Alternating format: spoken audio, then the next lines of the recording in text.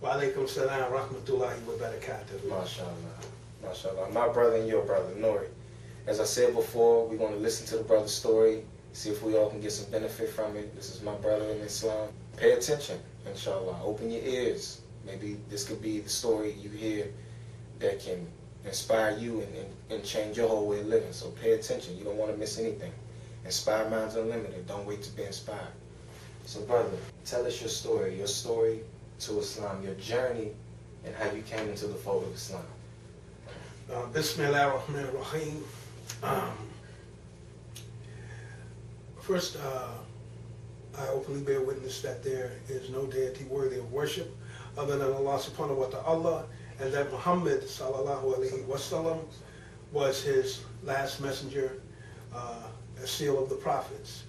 I'll start at the beginning. I was born on April 4th in 1958 in a town called Midway, Alabama. The house that I was born in was basically a one-room shack. It was a sharecropper shack in Midway, Alabama. Alabama in 1958, the year that I was born, Negroes were being lynched and hung for looking at Caucasian women or for any minor infraction. I was born into a very racist time. And there was no hospital, there was no prenatal care and all of that stuff. There was basically, you know, kids were born in the house back then. My mother being 14, and my mother was thin. A few months after I was born, my mother's milk in her breast dried up so that she couldn't feed me anymore. You know, back then they breastfed the children. So her milk dried up, so she, basically, I was starving to death. And what my great-grandmother did was they grew peanuts. That was one of the crops that she picked. They grew peanuts, and what she did was she took a hammer and smashed up some peanuts and put them in a handkerchief wet with water, and that's what they would put in my mouth to feed me. I lived off peanut milk. Peanut milk, okay? Peanut milk, I think. So, wow. My great-grandmother told my mother that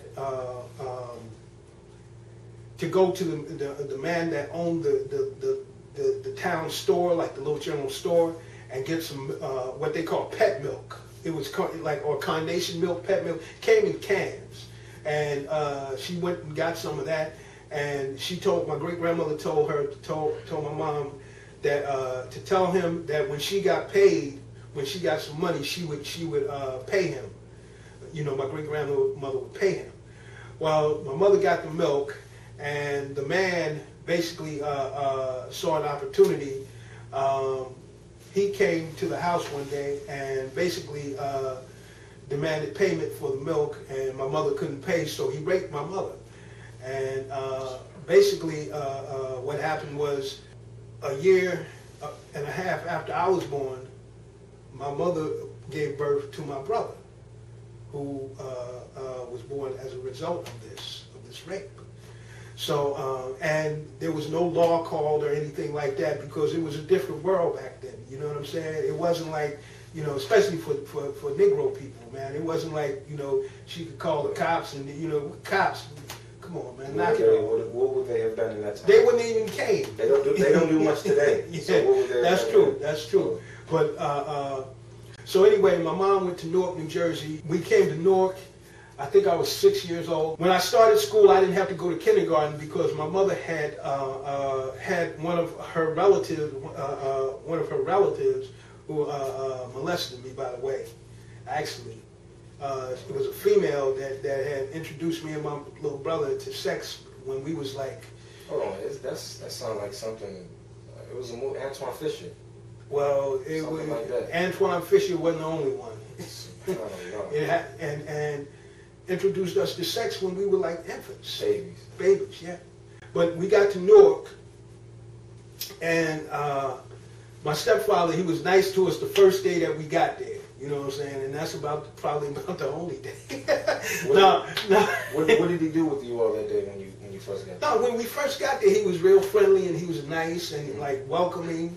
But as time went on, he was pretty abusive. You know what I'm saying?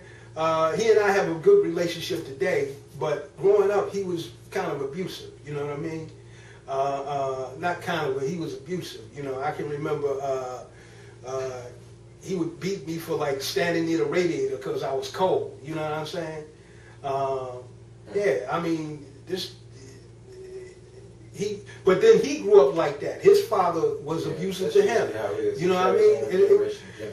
You know, a lot of young people today have no idea what it was like for African Americans or black people back before the 60s. It was, and it hasn't been that long ago. You know, I can remember my great grandmother coming home with her fingers like cut, bleeding from picking cotton. There's a hard shell of cotton, but it cuts your fingers. And I can remember her coming home with her fingers all cut up from picking cotton. And then the sad thing about it, had to do it again the next day. Yeah, had to do it. And would do it like from basically sun up to sundown. You know what I'm saying? Every day. So anyway, I came to Newark in '64. I was a kid from Alabama, like kind of friendly, you know what I'm saying? But Newark kids wasn't like me. Yeah, you know what I mean? East Coast is you in a new world. Yeah, no, they don't call Newark Brick City for nothing. Trust me on that.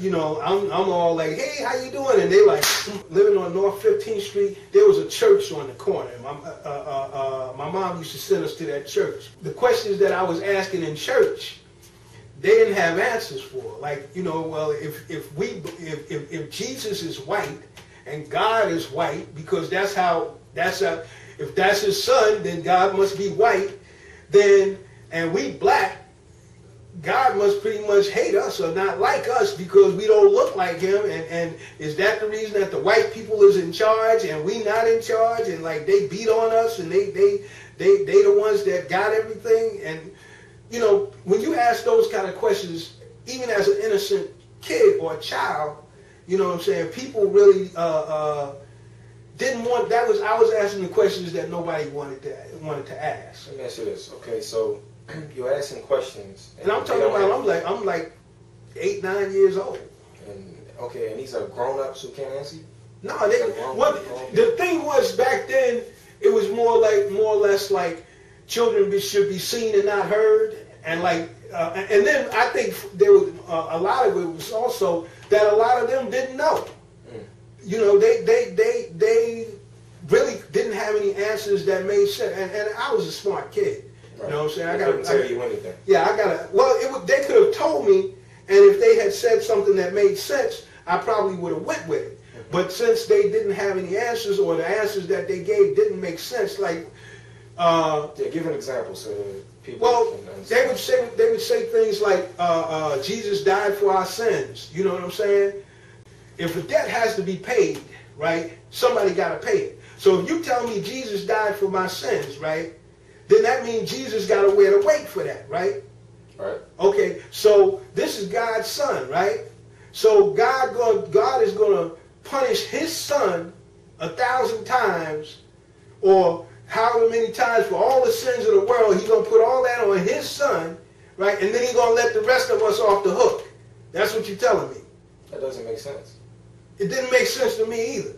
If Jesus, and this is the funny one, if Jesus is God's son, right, and God wouldn't help him when he was on the cross, right, because they would tell us like he was on the cross crying and you know, if God wouldn't help him, why would he help me? If he wouldn't even help his own kid, why would he help me? MashaAllah. And I'd just like to say this. We as Muslims, we're not defaming Jesus. You need to understand that. We love Jesus.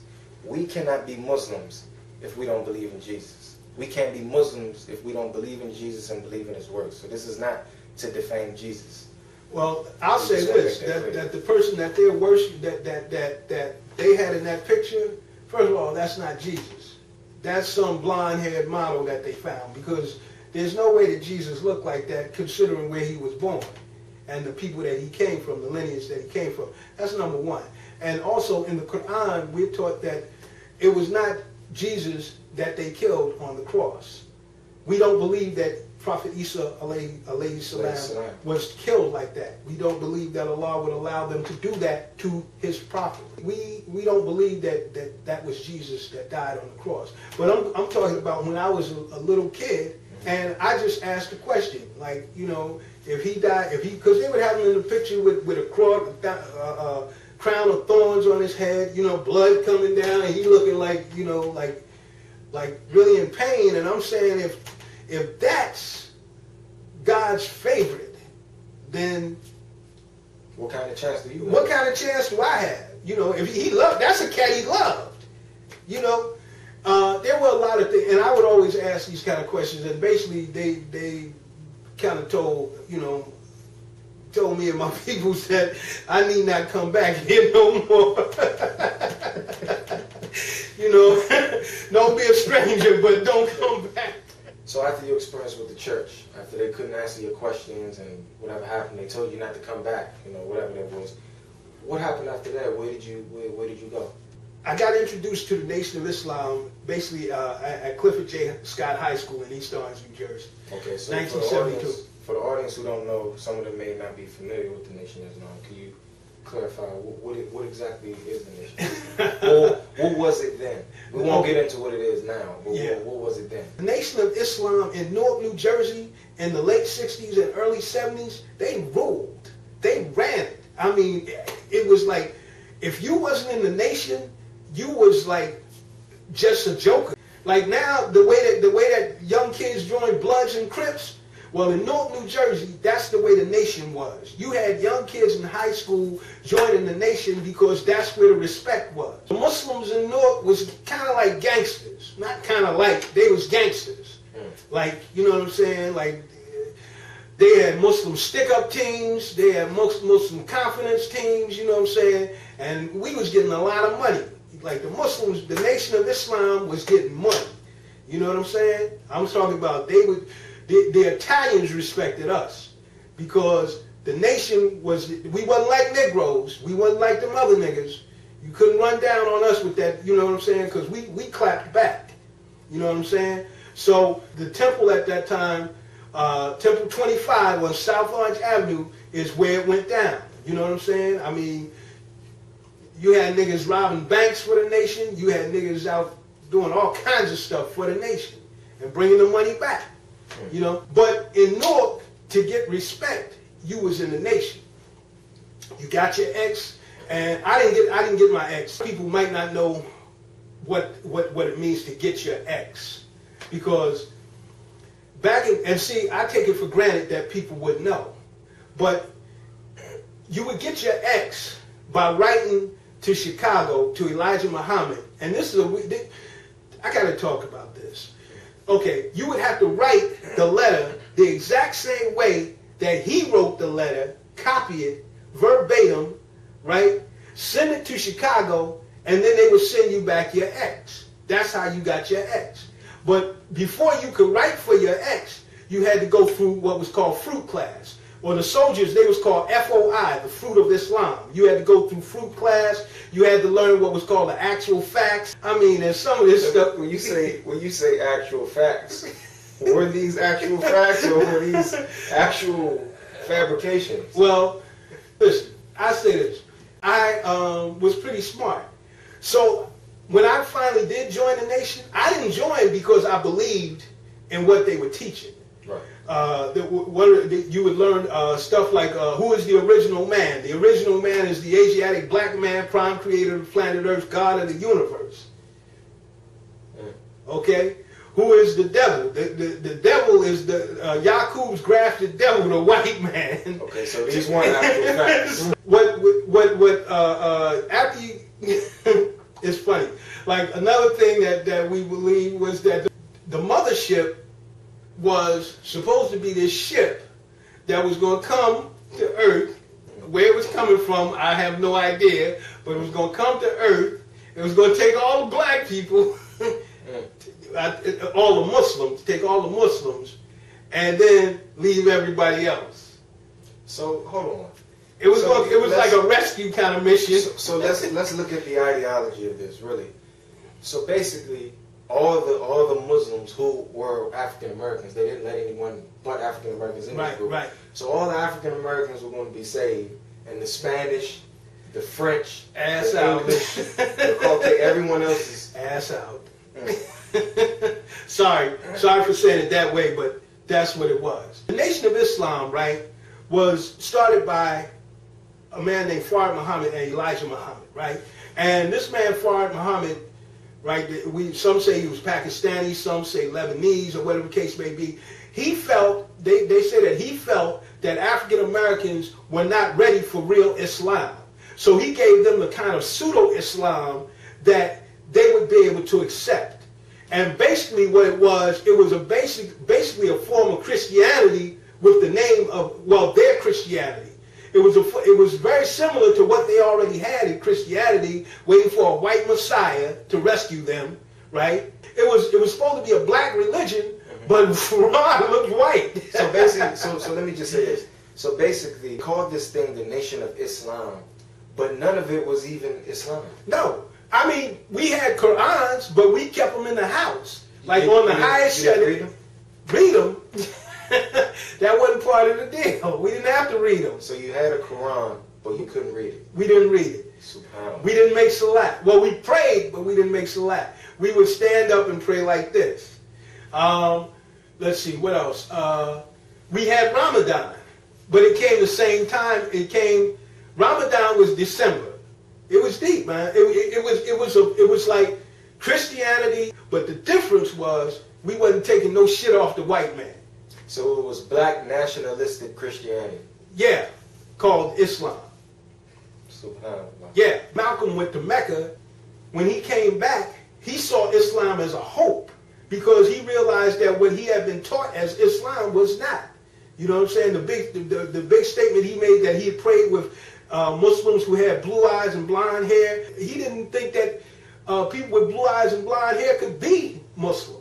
In the Quran you will read, it says, "O mankind," not "O you Africans," or "O you Jews," or "O you Spanish."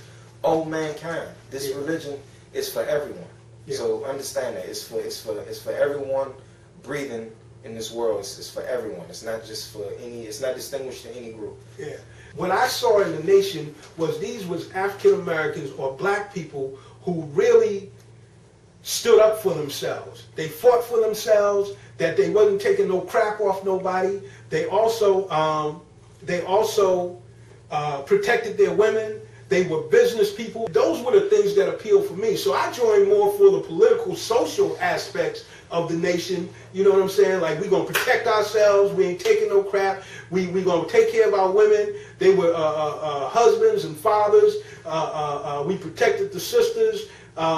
We were businessmen. They were there in North.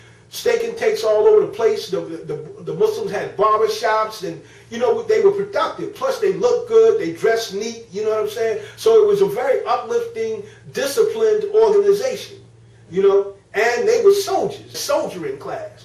So those were the aspects that I joined for. In 1975, February 1975, I went to Savior's Day. And Elijah Muhammad had just passed away. And his son, Warthin Muhammad, had taken over. We had heard of Warthin Muhammad, or Wallace Muhammad as he was called before that. We had heard of him, but we didn't know anything about him. He was that mysterious son of Elijah Muhammad. Most of the people that I knew, when Elijah Muhammad died, there was a man named Louis Farrakhan, who was like a dynamic speaker. I remember him coming into Randall's Island on a helicopter and all of this stuff. He was a dynamic speaker, and he was like very charismatic. Matter of fact, he had taken Malcolm's position, national representative of the Nation of Islam. We thought he was going to be the leader. Allah is most merciful to his people, to his creation. Because the person that was chosen to be the leader, Warthin Muhammad, studied Islam. True Islam. True Islam. Not black nationalism. Not black Islam. And he had said, matter of fact, he had been kicked out of the nation a couple of times by his father for teaching this real Islam. When his father died, he made him the leader, which shocked a lot of people. But I heard that it was said that when he was dying, he said that my son, he's the one that's got it. He said that I came here to teach you discipline and self-worth, which is my son will teach you religion. MashaAllah, that's the will of Allah. Yeah, because it could have went the other way easily.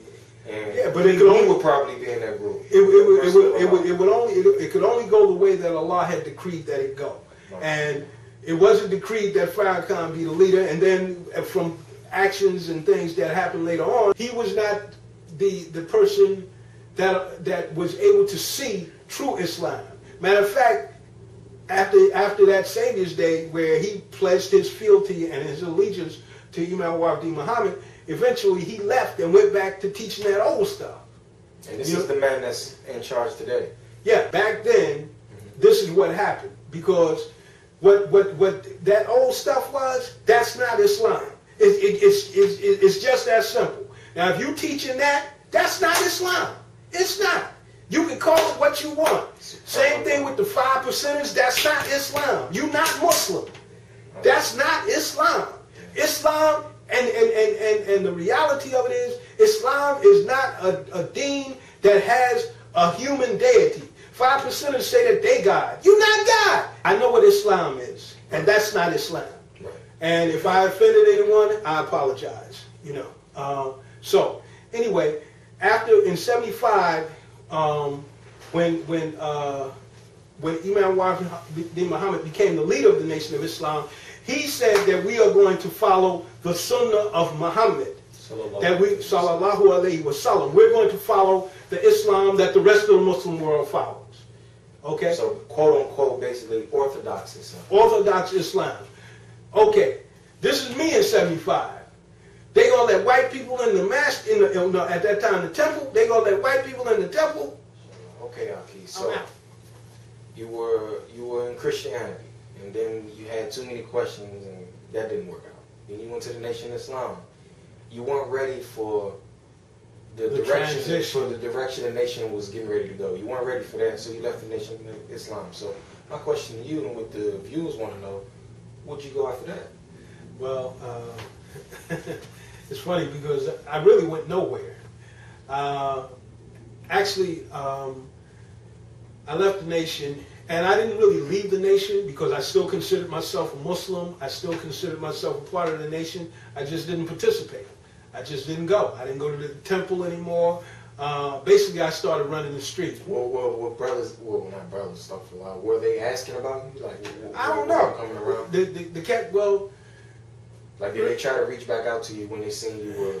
Not really. No. It was more of a thing with the nation. It's like, it was on you. You show up, you come through, and if you didn't come through, they had a lot of replacements, trust me. So, they always had enough bodies. They kept a live one around. Okay. You know?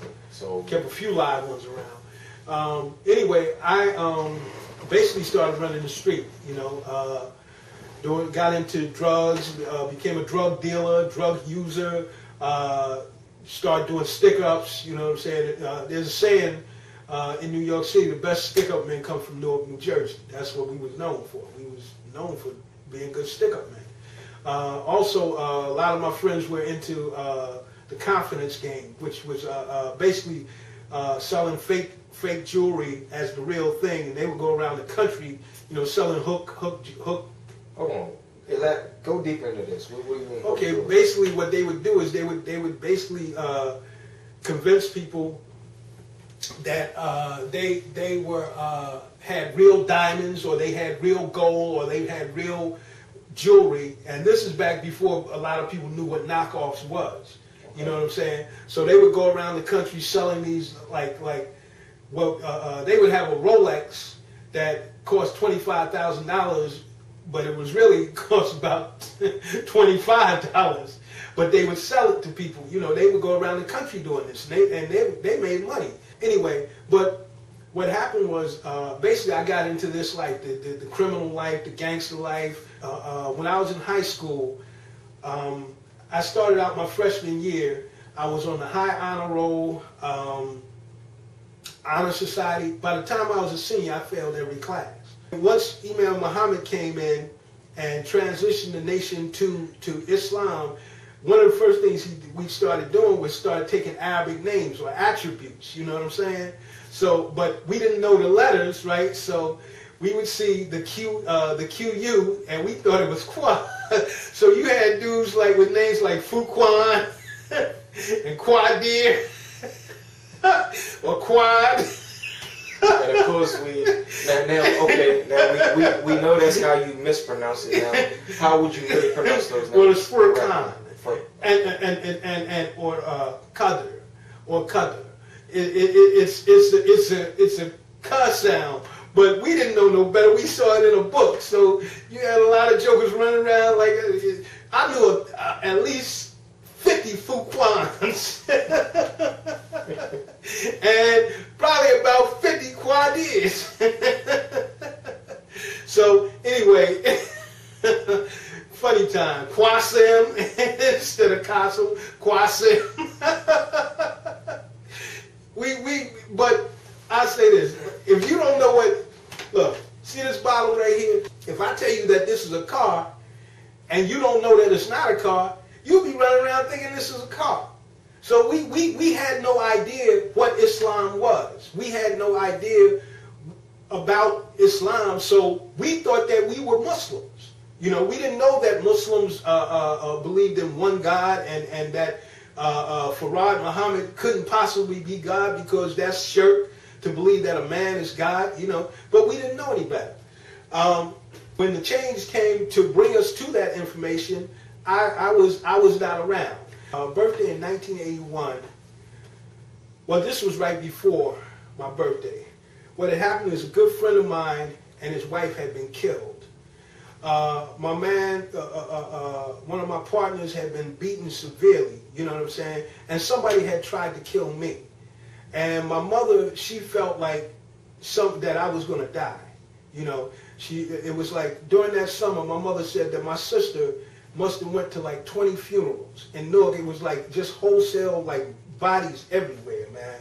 So my mother said, now remember, I'm out of the nation, I'm just in the street. So my mother, she said, and by this time I had dropped out of college and I was just basically doing the street thing. I was supposed to go to California April 5th, 1981, but I only got $50.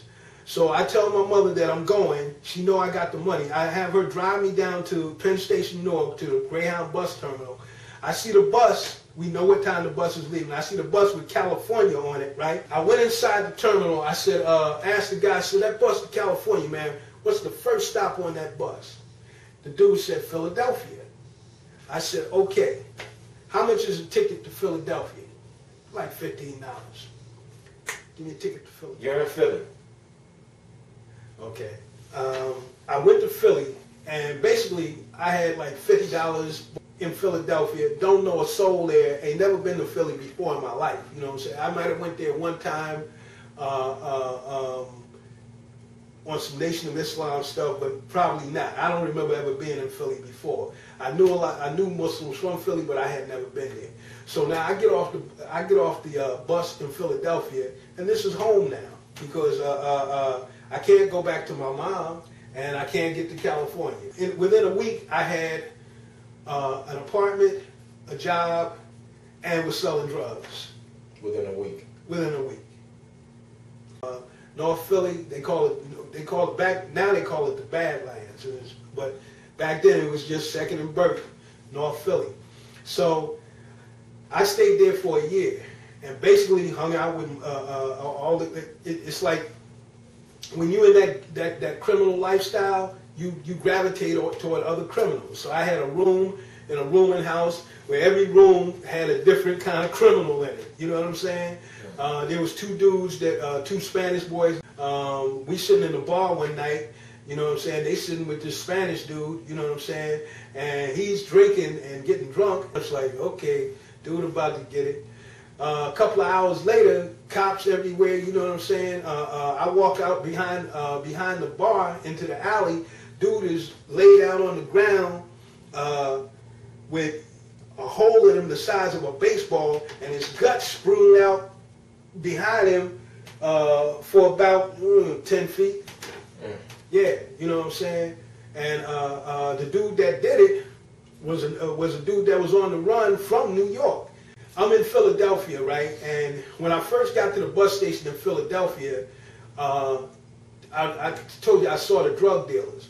Well, they was dealing something in Philly that I had never heard of. It's called crank. But it's funny, I would sell the coke and dope and weed from New York to buy crank, because I really like crazy. Anyway, started shooting crank, which is methamphetamine, speed, and I wasn't sniffing it, I was shooting it, you know what I'm saying? Police kicked my door in 5 o'clock, 3, 4, 5 o'clock, about 5 o'clock one morning. I hear a knock on my door. I say, who is it? They kicked my door in and locked me up, you know what I'm saying? For a robbery that had happened, you know what I'm saying? I had actually, and it was a robbery that I was a part of, but I wasn't the main dude in it. But they really didn't have no proof that it was me. Somebody had told them that they seen me. But the people that I knew basically told the person, you ain't seen nobody. They said, no, we ain't seen nobody, so they let me go. So this old Spanish dude, right, he, me and him, we go on a spree because he came into a bunch of money, you know what I'm saying? So we shooting monster for like 7 days straight. I was up for 7 days, man. And on the 7th day, and I'm greedy, I basically took a shot and my heart started.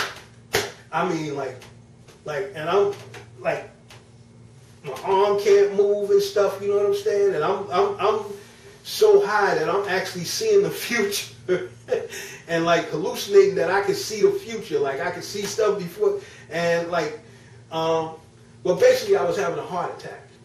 And old head, being an old dope fiend, you know what I'm saying, he knew that I was having a heart attack. So I'm having a heart attack, and I know I'm having a heart attack. I mean, I can feel my chest constricting, and I'm dying. I'm so scared that I started praying. And I'm going to tell you something, Aki. I, at that point, believed that I was an atheist. After I left the Nation of Islam, I basically said, I don't have no religion. I don't believe in God. I'm an atheist. But when you dying, you get belief. But the thing was, I started praying, and I wanted to say, oh God, help me, but I didn't know who to pray to. I didn't know. I was saying to myself, I said, oh God, oh Jesus, oh Allah, and then it was like frustrating me because like my chest is pounding, you know what I'm saying? Dude over here panicking, looking, trying to figure out what to do, because normally what you do if a nigga dies while you're using drugs, you throw his ass out the window. Okay, so you know, so dude is figuring like, you know, like, okay, what we gonna do with the body?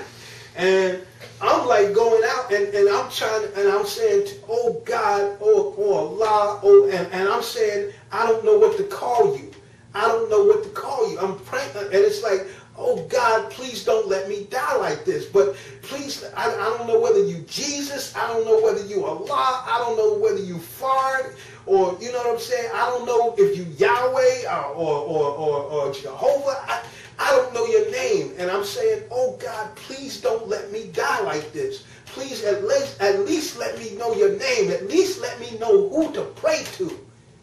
And brother, I was sincere in that dua. And I didn't realize it at the time, but that was a dua. Because I was asking the Lord of all the worlds to let me know him. And let me just say this. If you're paying attention to what this brother said, he had a near-death experience. And while he's dying, he doesn't even know who to pray to. He doesn't even know who God is at this point. What you should do while you're watching this, you need to ask yourself, who is God? Who do you pray to? Who is your God? Who is he? I'm praying, and I'm saying, oh God, whoever you are, please don't let me die like this. I did not want to die a dope fiend in North Philadelphia. You know what I'm saying? So basically what happened is, dude, he gave me what they call a soup shot, which is Benadryl and Taurin. Yeah. I think that's what, anyway, he gave me the shot, and now the soup mixed with the crack, and I'm seeing stuff from a different angle, but my heart starts slowing down because it's a down, you know what I'm saying? So I'm feeling like, and after, and you know what I did after that? What is that? Shot more drugs, because that's what we did. But I was scared. I told the people that I was with, I said, listen, I'm through, y'all. I'm through. I'm through. I had enough, man. Stick a fork in me, because I'm done. It's over, man. It's a wrap. I'm through. And you know what they said to me? Nigga, please. The way you like to get high, and the way you like women, and the way you like to do what we do, you're going to die doing this. That's what they basically said. They said, some people, it's like, you know, they saw that I really, really was into this lifestyle, and that this is what I do. And I was good at it. As good as you could be at death, you know? So basically, they was like, nigga, please. No belief in you. You will be here doing this with us till you die. And if you're not here doing this with us, you'll be somewhere else doing it with some niggas like us till you die. The autobiography of Malcolm X. Now remember, I just prayed to Allah to show me who he was. But I didn't know I was praying to Allah. I just was praying to the Creator, the higher power, to show me who he was. So Brian is reading this book, the autobiography of Malcolm X. And so I said to him, I said, yo, Brian, let me read that book, man. And he said, well, when I finish it, you can get it. You know what I'm saying? And I'm like, you know, well, how long before you finish? He's like, well, do that really matter, nigga? It's my book. You know what I'm saying? And when I give it to you, I want my book back. You know what I'm saying? Because I like this book. Malcolm was deep. From the moment that I opened it up, I don't think I put the book down, even when no matter what I was doing. Even Muslim, giving out circulars. I would put the book away when I would walk, and then when I get back on the truck, I would start reading again. Malcolm was like me, and that's one of the reasons that I'm doing this. So you were looking into a mirror. Yes. Malcolm was like me. Malcolm had been through similar things like me, the criminal life, and he had went to prison, and he had turned his life around. And what I wanted to be was like Malcolm. I wanted to be somebody he was an inspiration to me. I wanted to turn my life around. And after I finished reading that book, I gave that book back to Brian. I said, listen, I'm out of here, y'all. I left one night with my mother. And I told her, Mom, I'm going to New York, and I'm going to become a Muslim. And you don't have to worry about me no more. I'm not going to do the type of stuff I've been doing. I'm going back to, but I thought I was going back to the old Nation of Islam. So when I got to New York, I walked in the mosque, and the first brother I met, it was a brother named Ramadan on the door. And Ramadan, I told him, I said, listen, man, assalamu alaikum. You know, I used to be in the nation. I've been away for a while, but I'm back, and I want to get back in. You know what I'm saying? He said, well, we really not the nation no more. Now we're the world community of Islam. And I said, well, I used to have an X, you know what I'm saying, but I don't remember, I ain't got the paperwork. He said, well, we don't do the X thing no more, you know what I'm saying, now you have to take Shahada. And I said, well, whatever I got to do to get back in, because I can't. Okay, so for the viewers who don't really know what Shahada is, can you explain to them, what is Shahada? The Shahada is the declaration of faith, the declaration that you make that makes you a Muslim. You openly bear witness that there is no God or no deity worthy of worship other than Allah, and that Muhammad sallallahu alaihi wasallam is his last messenger and the last prophet. When he told me I had to take Shahada, I said, I'm with it. How do I do that? He said, well, first of all, you need to learn a little bit about what you're going to be accepting and what you're getting into. So he didn't let you just run into it? Yeah, I didn't run upstairs and because they had upstairs, so. And when I started reading the Quran, brother, and for anybody watching this, if you get nothing else out of this, you know what I'm saying, this is the most beautiful thing that I have ever experienced in my life. So real fulfillment, something you identify with. No, it's something that made sense. Remember I said I would go into church and ask them questions, and even the answers that they gave still didn't make sense. this made sense. You know what I'm saying? I wasn't looking for Islam. It wasn't Islam that I was looking for. I realized that today that I was looking for Allah. Because when I was dying, that's who I was looking. I was trying to figure out, who is my Lord? Who do I pray to? Who is the one that can save me? That's who I was looking for. So I wasn't looking for Islam. And when I read the Quran, I remember my great-grandmother, man, whom I loved dearly. And I would ask her, who is God? And who is the one that made, look up at the sky, and who is the one that made the sky? And why do we have to die? Asked all these questions, you know. When I read the Quran, every question that I had was answered. And I mean literally every question. Why are we black? Why are black people in the condition that we're in? Why are white people better than black people? Quran answered it. No. No. Quran, right? It says that Allah subhanahu wa ta'ala made us all of different colors, right, and shades for us to get to know each other and learn from each other. Not so that we should hate each other. Basically, what does Islam teach? What does the Quran say how a man is better than another man? So they can understand how. The only way that a man is better than another man is in his good deeds, in his good works, in his good character, in his obedience to Allah subhanahu wa ta'ala. That's the only way he's That's the only way that you can be better than another man. Not his color and his money and none of those things. Your money, your color, your status, none of these things make you better than me. Huh? The only thing that makes me better than you or you better than me is who is more righteous in doing what Allah has ordered him to do. Huh? Huh? What? Inshallah, you're right. You're right. So for a person that's been searching for their life, right? For a person that was searching for God, right? This thing is like, wow. I mean, it brings tears to my eyes and a feeling to my heart just thinking about it, man. I never understood, man. I never understood. Why was stuff happening to, especially to my people, man, especially to my mother, you know what I'm saying? Why was this stuff, when I was abused by my stepfather and I would be crying and stuff, it's like, why is this happening to me, man?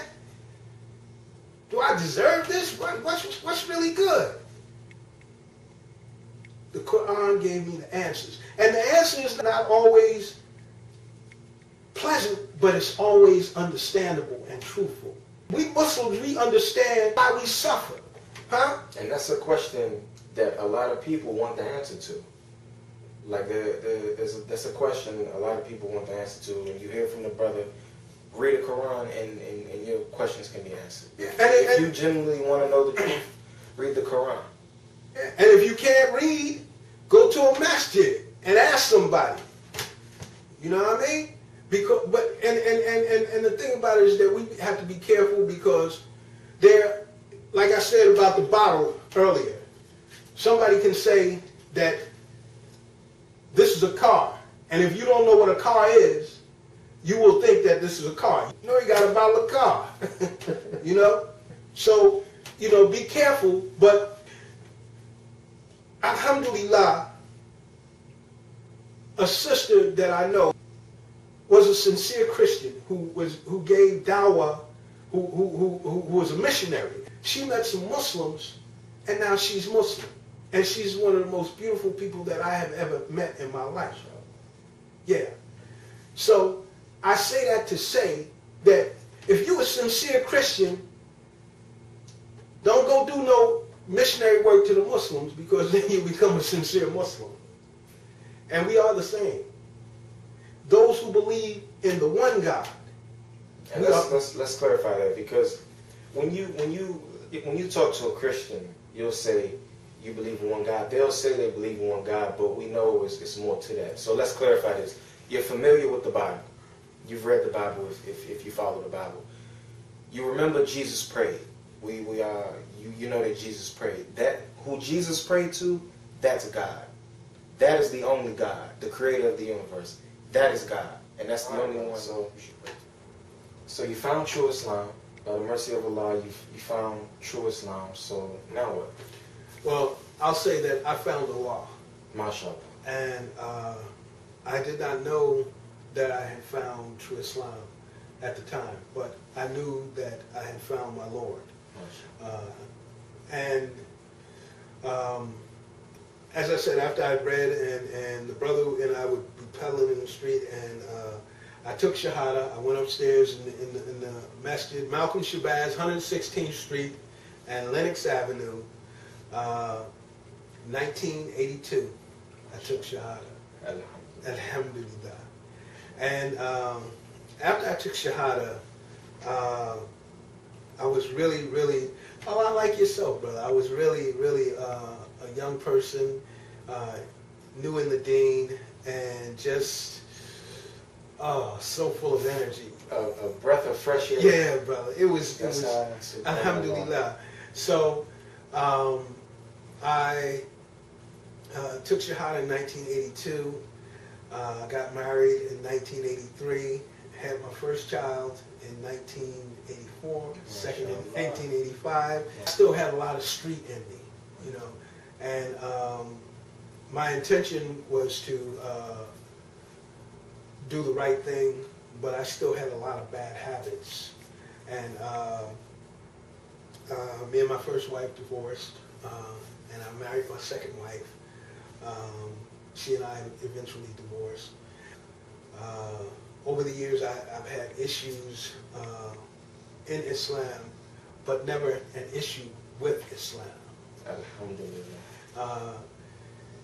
Allah subhanahu wa ta'ala tests us, and it says in the Quran that this life is a test.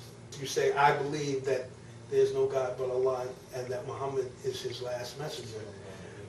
Do you think that Allah is just going to let you do that? You said that, that's it. And then it's going to be like, oh, peaches and cream, you know, yellow brick road. No, we are tested. I've been tested with death. I've been tested with loss. As I said, after I took Shahada, I went back to college, New York Institute of Technology for Mechanical Engineering. I did not graduate. And the reason that I did not graduate is because while I was in my second year, beginning my third year, I started working for an engineering firm and was making engineer salary doing mechanical design. So I never finished college. The mercy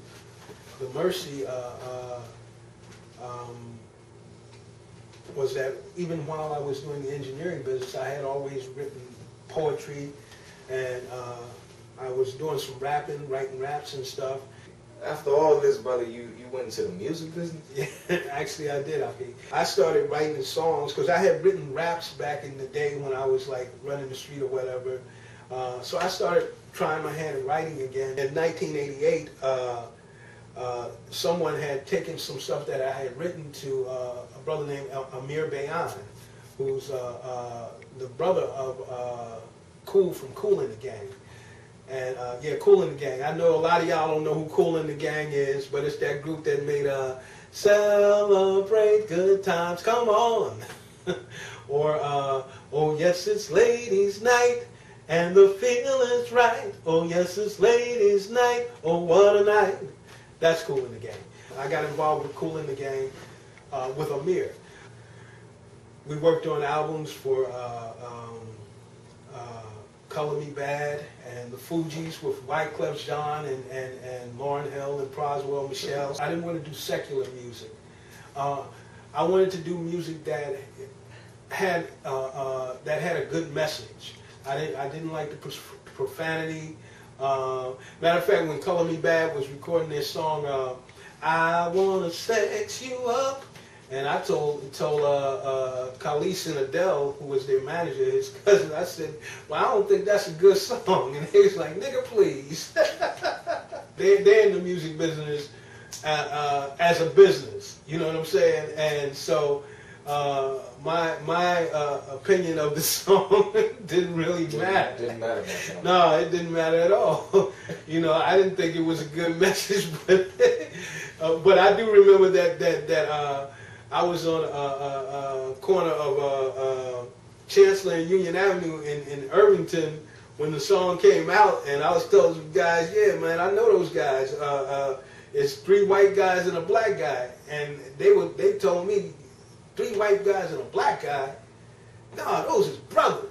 They didn't even think white guys could sing like that. Color Me Bad was probably the first group that had that African American sound, but that international look. You know what I'm saying? That sounds like some African American sound, international look. That sounds like some 2010 liberal kind of yeah.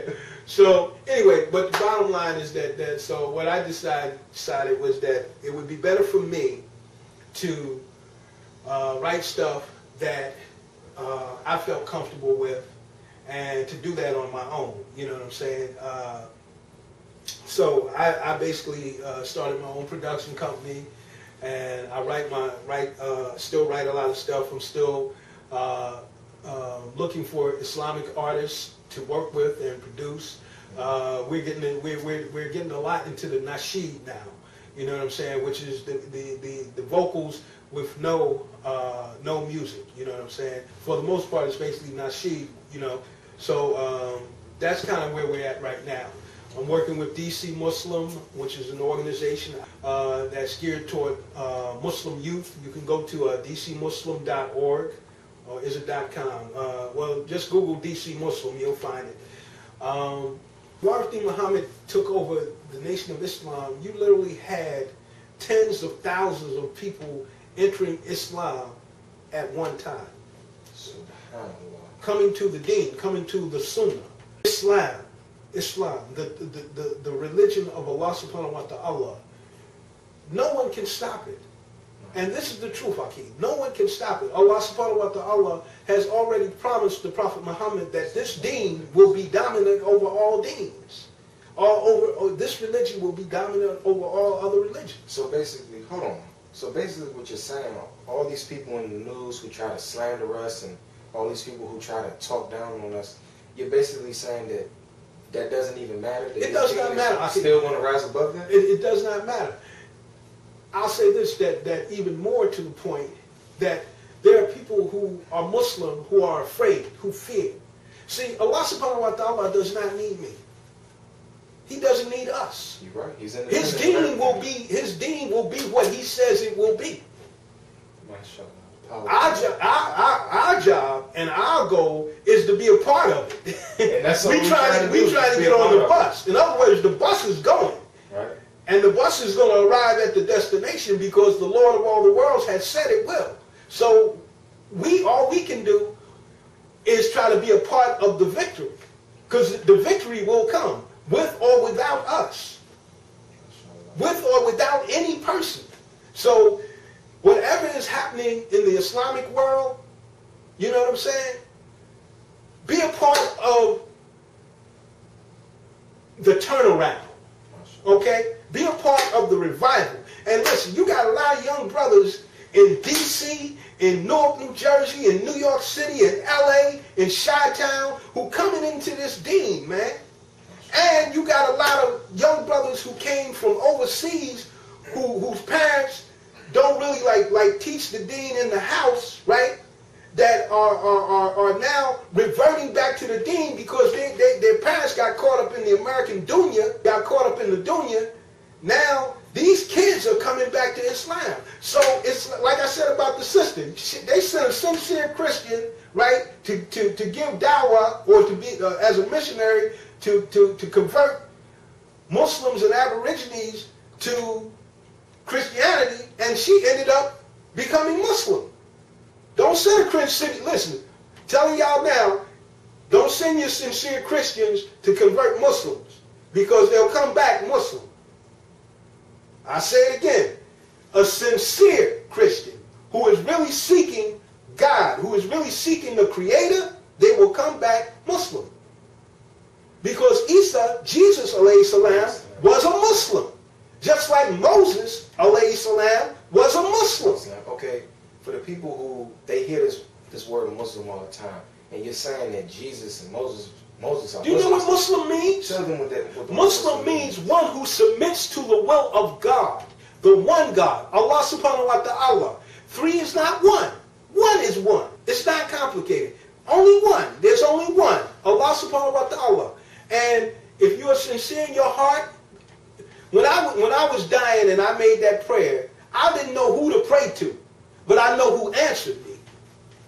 The one God. The one God. Because at that point, I thought I was an atheist. I used to say, I don't believe in God. So you don't even have to believe in Allah for Him to answer your prayers. Come on, mercy, man. The mercy. How deep is that? You don't even have to believe in Allah, and He'll still answer your prayer. As we're closing out, do you have any sincere advice to give the viewers? Seek God.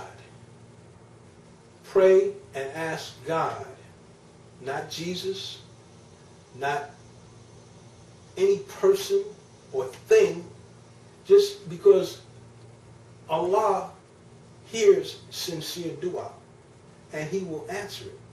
Seek God and He will find you. All right, everyone, this has been a segment, Misguidance to Guidance. You've heard the story of my brother and your brother Nuri. Inspired Minds Unlimited. Don't wait to be inspired. Salam. Assalamu alaikum.